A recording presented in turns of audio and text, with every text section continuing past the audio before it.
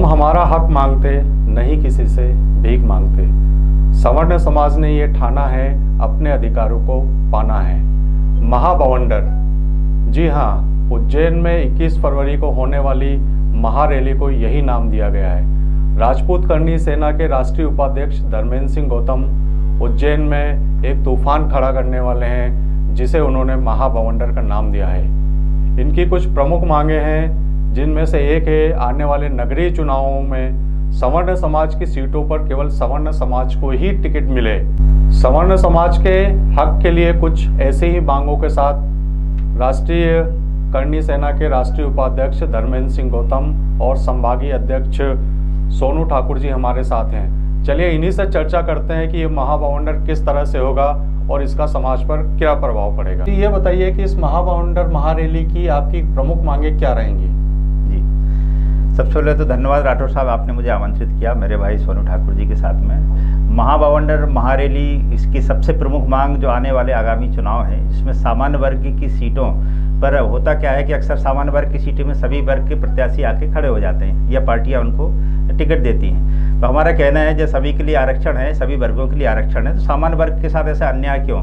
तो हमारी पहली प्रमुख मांग यही है कि जो नगर निगम चुनाव होंगे उसमें सामान्य वर्ग की सीटों पर सिर्फ सामान्य वर्ग के प्रत्याशी को ही टिकट लड़ाया जाए। नहीं तो ये एक तरह से कि गलत बात होगी। हमारा सामान्य 5 या 10 वर्ष से वेट करता है कि सामान्य सीट कब आएगी हमारी, यदि आती है उसमें भी सभी लोग आएंगे तो एक गलत है। सबसे पुरजोर मांग हमारी यही है कि सामान्य वर्ग की सीट पर सामान्य प्रत्याशी आए। सेकेंड नंबर की मांग ये है कि आरक्षण में सुधार।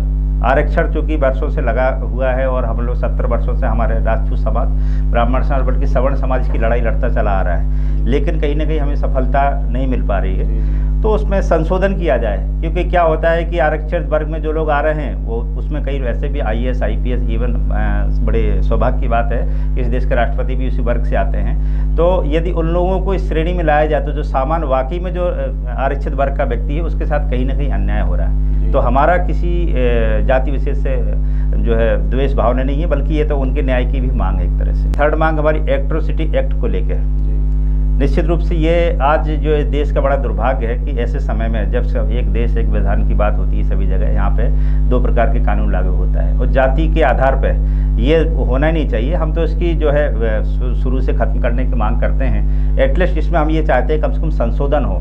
यदि गरीबों के साथ कहीं अन्याय हो रहा है तो निश्चित रूप से चाहे सामान्य वर्ग हो वो करें अपनी कार्रवाई, लेकिन यदि कहीं पता नहीं चलता कि बिना किसी जांच के जो एट्रोसिटी एक्ट में हो रहा है कि किसी के खिलाफ भी कार्रवाई हो गई और उसको पता ही नहीं कि मेरे ऊपर एट्रोसिटी एक्ट लग गया, तो उसकी कम से कम जांच हो, ये हमारी थर्ड मांग है।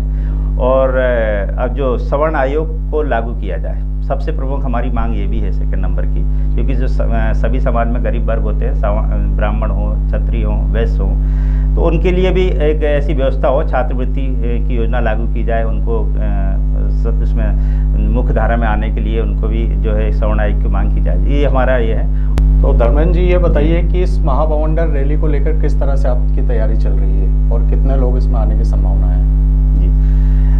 राठौर साहब, महाबवंडर को लेके हमारी तैयारी न सिर्फ इंदौर उज्जैन बल्कि राष्ट्रीय स्तर पर चल रही है। श्री राजपूत करनी सेना एक ऐसा संगठन है जो पूरे देश में एकमात्र संगठन है जो राष्ट्रीय स्तर पर फैला हुआ है, जिसमें तमिलनाडु से लेकर केरल, तेलंगाना, असम और यहाँ पे आसाम, पश्चिम बंगाल, जम्मू कश्मीर, हिमाचल प्रदेश, सभी जगह के प्रदेश अध्यक्षों को कहा गया है वो अपनी अपनी टीम के साथ पधारें। इसके अलावा सभी जो सामान्य वर्ग के लोगों को भी कहा गया है कि आप लोग भी आएँ, कि ये सिर्फ किसी जाति विशेष की मांग नहीं है। मैं आप सब लोगों के माध्यम से कहना चाहता हूँ ये सामान्य वर्ग की मांग है, बल्कि इस देश के सामान्य वर्ग से ही नहीं, आरक्षित वर्ग के लिए भी उनके सुधार की भी मांग है। तो सभी लोग आएँ, इसको सफल करें। और इंदौर शहर में हमारे भाई संभागीय अध्यक्ष सोनू ठाकुर जी हैं जो पूरे संभाग को देख रहे हैं। जिला अध्यक्ष हमारे आलोक प्रताप सिंह राघव जी हैं, वो जिले का देख रहे हैं। शेर सिंह सोलंकी जी कार्यकारी अध्यक्ष वो पूरा ग्रामीण, और शहर में जो है हमारे अभिनव सिंह चौहान जी हैं वो शहर देख रहे हैं। तो ये लगभग सभी जगह अपनी अपनी व्यवस्था कर रहे हैं और इसका नेतृत्व कर रहे हैं हमारे प्रदेश अध्यक्ष शिव प्रताप सिंह चौहान जी। उन्हीं के हाथ में ये पूरी बागडोर है उज्जैन में, और हम सब लोग राष्ट्रीय स्तर पर आके लाखों की संख्या में वहाँ पर सभी लोग एकत्रित होंगे। ये ऐसा है मतलब। सोनू ठाकुर जी, आप ये बताइए कि समाज को किस तरह से आप इस महारैली से जोड़ रहे हैं और समाज को लेकर आपकी टीम किस तरह से काम कर रही है? समाज के लिए हम ग्रामीण क्षेत्रों में, शहरी क्षेत्रों में अलग अलग मीटिंगें कर रहे हैं। मीटिंगों का दौर देरी चालू है, जिसमें रोज़ की कम से कम 2 से 4 मीटिंग बड़े स्तर पे, और छोटी छोटी 10, 12, 15 मीटिंग डेली हो रही है जी। और ये मीटिंग कंटिन्यूटी में चलेगी।